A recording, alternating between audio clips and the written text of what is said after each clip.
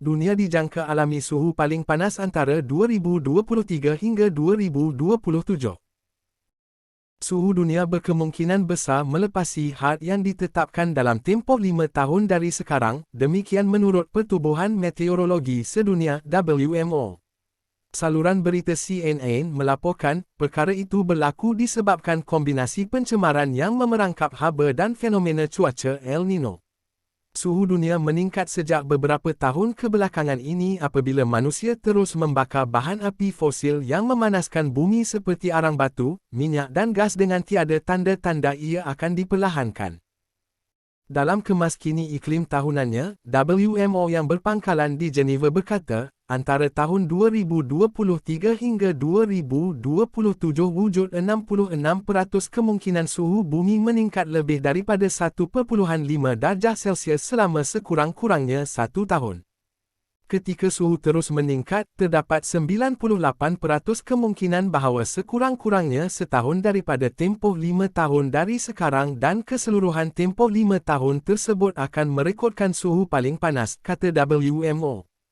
Pelanggaran had siling suhu 1.5 darjah Celsius ini mungkin hanya untuk sementara, ujarnya. Namun, ia isyarat paling jelas betapa cepatnya perubahan iklim berlaku yang akan mempercepatkan pula kenaikan paras air laut, cuaca lebih ekstrem dan kemusnahan ekosistem yang menjadi nadi kehidupan.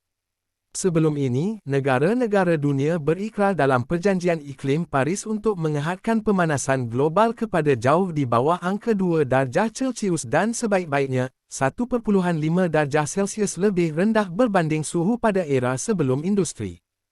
Saintis-saintis menganggap angka 1.5 darjah Celsius sebagai titik perubahan utama dan sekiranya suhu meningkat melebihi paras itu, bencana banjir melampau, kemarau, kebakaran hutan dan kekurangan makanan akan meningkat secara mendadak. Laporan ini tidak bermakna suhu dunia akan meningkat melebihi 1.5 darjah Celsius secara kekal seperti dinyatakan dalam Perjanjian Paris yang merujuk kepada peman.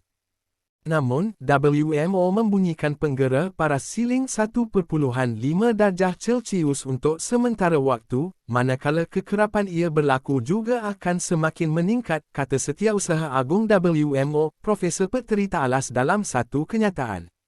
Perkara itu, kata beliau, didorong oleh peningkatan pencemaran akibat pembakaran bahan api fosil dan ramalan ketibaan El Nino iaitu fenomena iklim semula jadi dengan kesan pemanasan global. El Nino dijangka berlaku dalam masa beberapa bulan lagi. Ini dan faktor pembakaran bahan api fosil oleh manusia akan mendorong suhu dunia meningkat pada tahap yang belum pernah dilihat sebelum ini. Ia akan memberi kesan meluas terhadap aspek kesihatan, keselamatan makanan dan pengurusan air serta alam sekitar. Kita perlu bersedia untuk menghadapinya, kata Taalas. Tahun paling panas setakat ini ialah pada 2016, juga disebabkan oleh fenomena El Nino yang sangat kuat. Malah pada tahun ini sekalipun, banyak rekod suhu di seluruh dunia telah dipecahkan. Contohnya, pada Mac lalu, terdapat wilayah di Argentina yang mencatat suhu sehingga 10 darjah Celsius melebihi bacaan biasa, manakala sebahagian besar benua Asia merekodkan suhu panas tertinggi baharu pada April lepas. Pada bulan ini pula, situasi serupa berlaku di kawasan barat Laut Pasifik dan Amerika Syarikat AS. Menurut Pentadbiran Aeronautik dan Angkasa Lepas Kebangsaan, NASA, siling pemanasan 1.5 darjah Celsius akan dapat melindungi kira-kira 420 juta orang daripada terdedah kepada gelombang haba melampau. Walaupun fenomena cuaca La Nina membawa iklim lebih sejuk 3 tahun lalu, suhu dunia telah melonjak ke tahap berbahaya dan tempoh 8 tahun sebelum ini merupakan yang paling panas dalam sejarah.